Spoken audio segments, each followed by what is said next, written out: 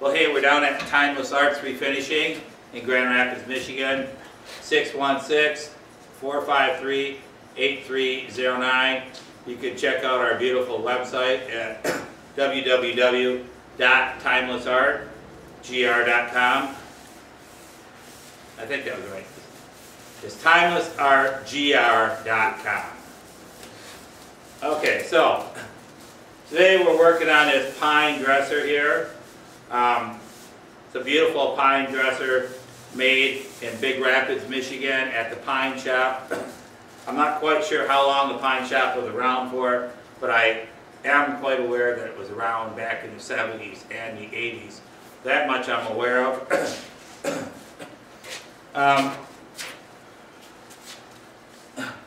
The customer brought in this other little sample here. This is a sample drawer. This piece was actually darker. I had stripped it and sanded it. And I'm using this as a color sample. Excuse me. I got a call the other day. Usually when I do jobs like this, what I do is I strip them down to raw wood. I sand them up really well. Then I start by sealing them up with a sealer coat.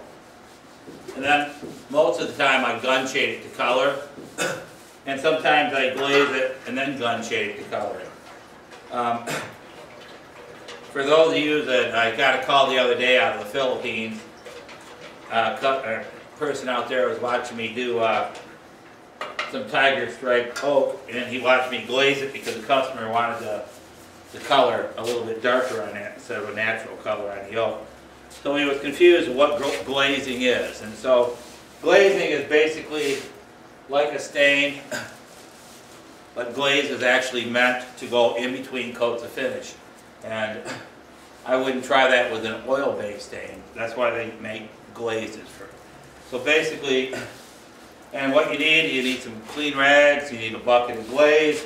By the way, this glaze was excessive coatings, what you can call Star Chemical or Mohawk Chemical. They have glazes that you can buy. So basically, after I stir it up, all you really need is some rags, and you need a brush, a nice, a chip brush will work, a 3-inch, but a nice brush for glazing, because after you put it on, you got to kind of brush it out. So, and basically what I'm going to do is be achieving my tone.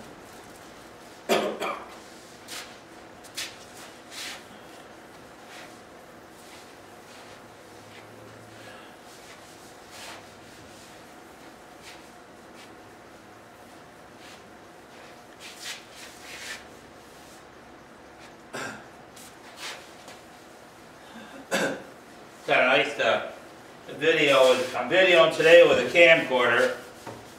Most of my videos are done on a smartphone, and I actually prefer that better. They seem to come out cleaner.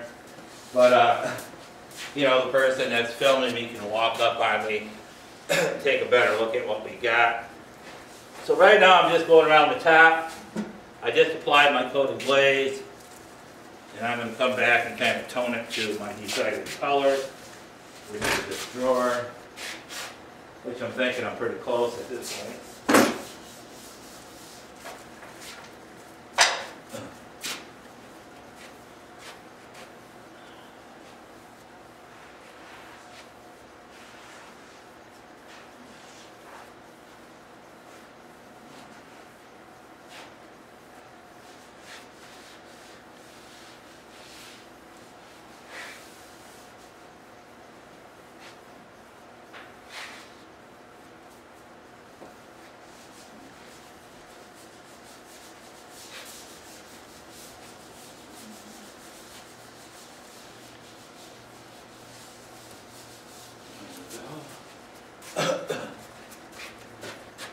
I'm actually just brushing the top in the direction of the grain.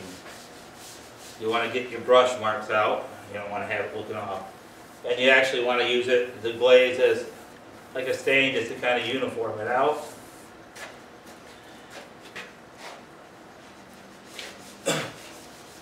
Okay, so there we are. on the top, which you can't see, but hopefully you can watch this.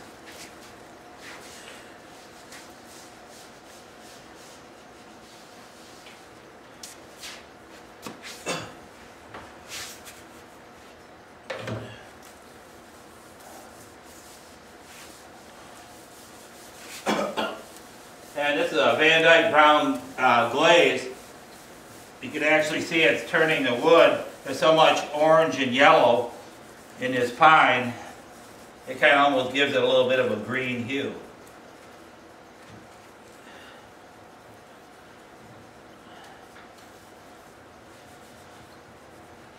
That's one of the reasons why I prefer to start my finishing process with stripping, sanding, and a couple of sealer coats, and then a sanding at that point. Because once you apply this to the raw wood, well then you've already, might have went too dark, you know, you can at least kind of control it with this.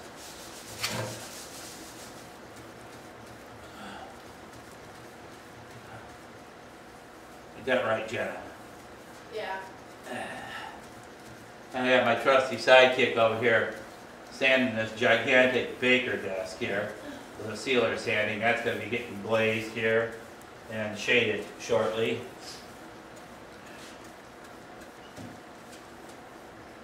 Yeah, that's my trusty sidekick.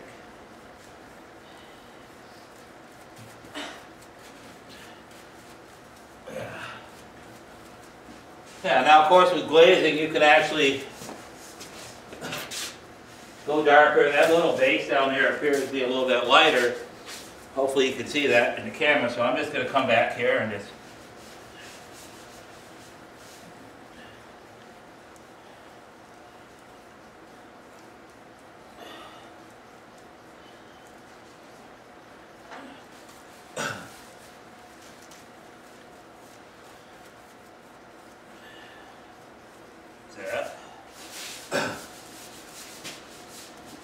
you always want to keep your brush cleaned off too, because sometimes as you're trying to feather out your glaze, you don't keep your brush clean, you get little clumps of stuff on it. Okay, so there's that side. Hopefully you can see that color, because I haven't mastered that camcorder yet. I've had it for about 3 years and I've only used it about 3 times. But you can see a big color difference as I turn this around right here. It's much more yellower. So, once again,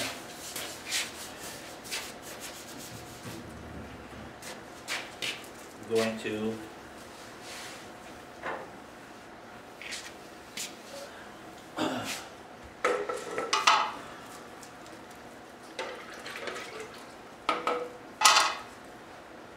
why do I keep my product stirred, you say? Because pigments will settle to the bottom. And that's for lacquers or your varnishes or any paint you buy. You always want to keep it stirred up, because satin finishes, semi-glosses, they all have a flattening paste in it. All materials start out at a high gloss material made by the factory, and they add a flattening agent in clear coats to bring the sheen down. So if you ever started varnishing something without stirring the can, the first few pieces that you varnish would be real shiny, and as you got towards the bottom of the can, it would be real flat. You wouldn't have the same sheen.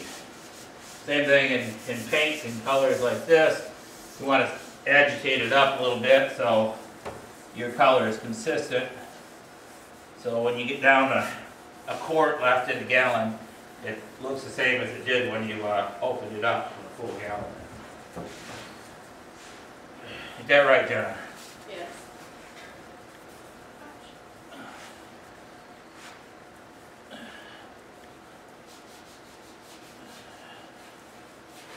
Now this is just a basic glaze. If you were glazing some Kendall furniture made of mahogany, you would be highlighting all the grain, and I'll show you guys that someday in another video. Maybe on that baker desk. That'd be nice. That'd be good?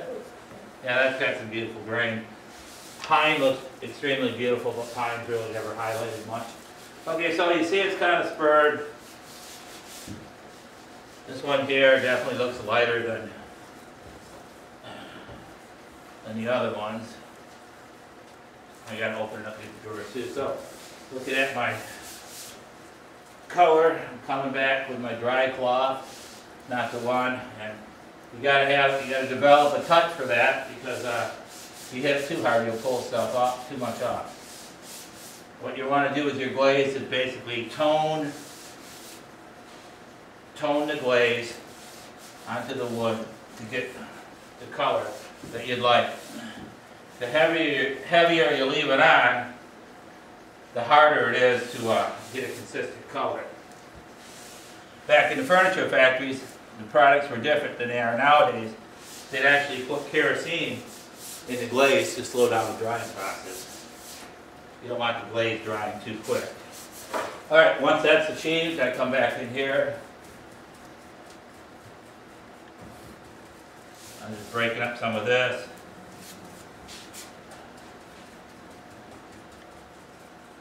A little of that. Now I'm going to go across the length of the drawer. Through the runners.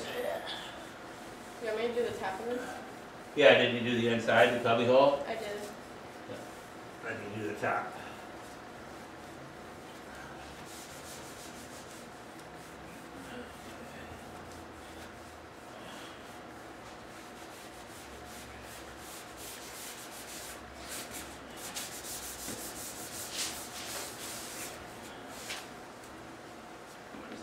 Come up here, come up there. Now, what I'm looking for is I want to make sure that the side, as I'm glazing, and hopefully you can see this from where you're at, this side over here has not been glazed. See that, Jenna?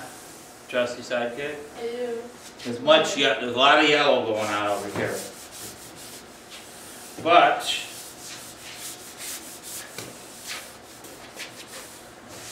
the top has been glazed, and this side here has been glazed. And the top, the front, and this side here. So what I want to look for now is a consistent color. Does that look good to you, trusty sidekick? It does. Okay. That look good to you guys out there? Hopefully. Okay, now we're turning this. As we turn this, and this, by the way, is the cart in a piece of furniture. I'm going to just come up here. I want the same consistency across the front.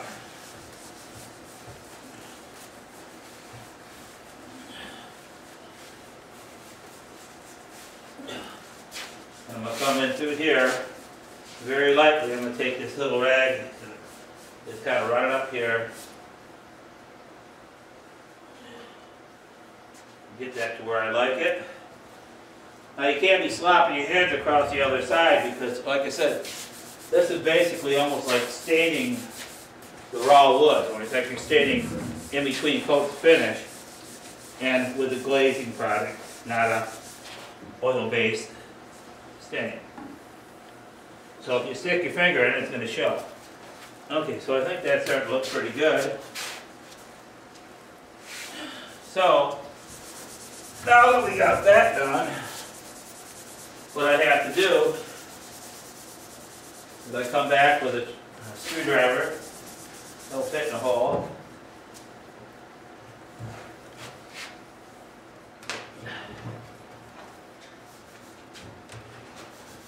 I pull all the drawers open.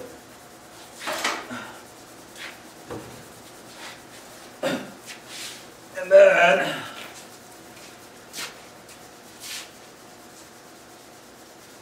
I just get the little lip.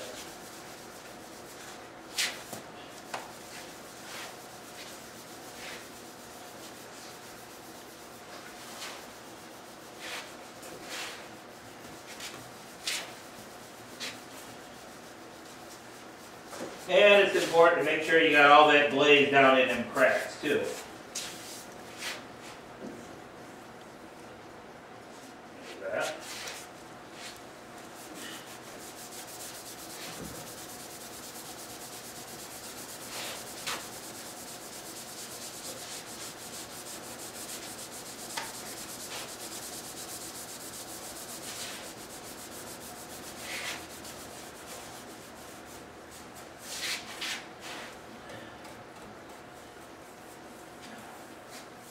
And glazing is actually kind of like antiquing. Back in the 70s, and they were antiquing a lot of kitchen cupboards, sold little kits for it.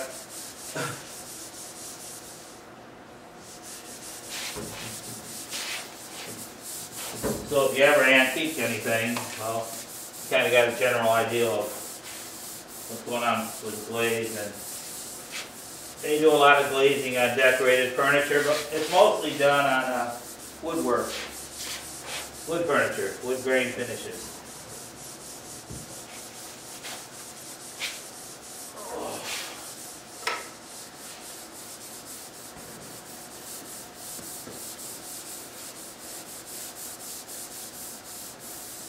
Yeah.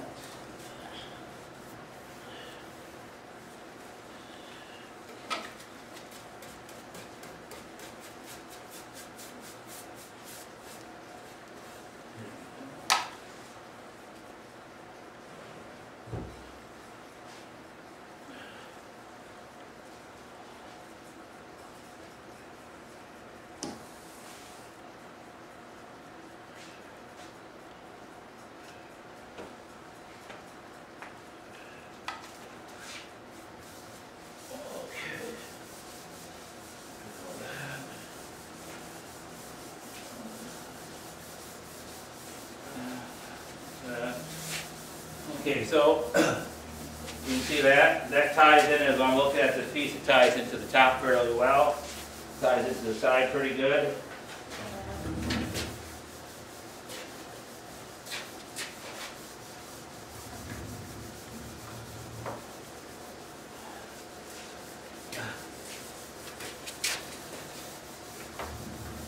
So, technically I just have the one side left to do.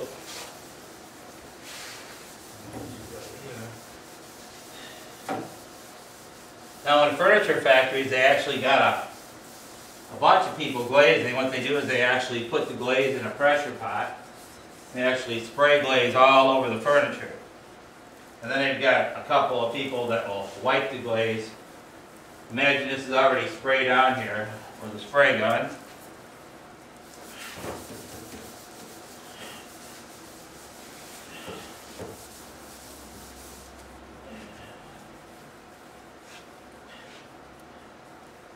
Okay, that was just sprayed on with a spray gun.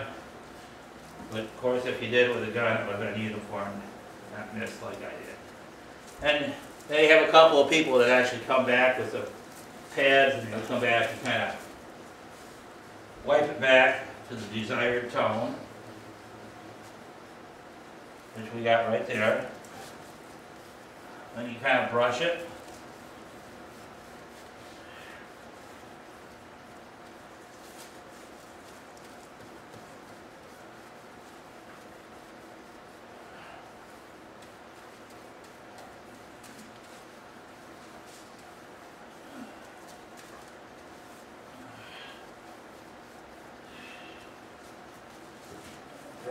Brush with the grain. Get it in the cracks, brush with the grain.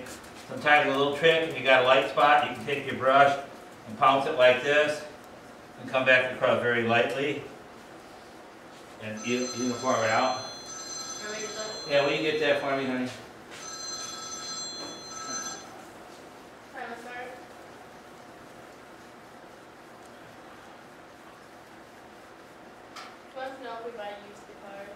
Nope. No. Nope. Tell them we just refinished furniture down here. Alright, thanks.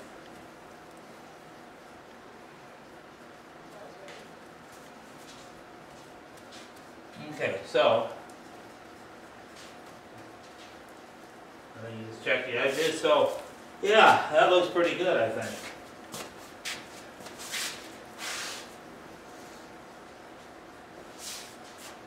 Okay, so the drying time on some glaze, basically here, it dries fairly fast.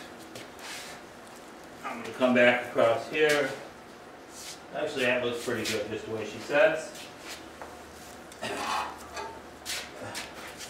So you guys just sit there and watch me for a few minutes. I'm gonna fill up some material here, and I'm gonna shoot that with a couple of coats of top coat.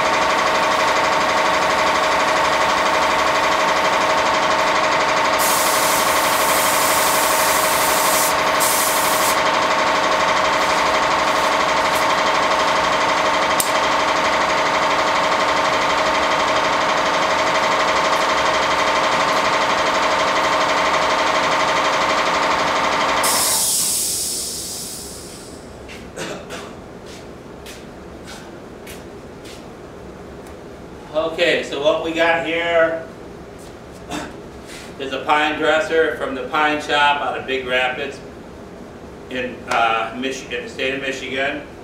It's been stripped, it's been sanded, it was sealed up with a few, maybe 3 or 4 coats of sealer. It dried overnight, it was sealer sanded. Just watch me glaze it. For those of you that are wondering what's glaze, I will demonstrate it on a smaller sample board and a closer view so people can actually see. And then I put 2 coats of pre-catalyzed finish on here.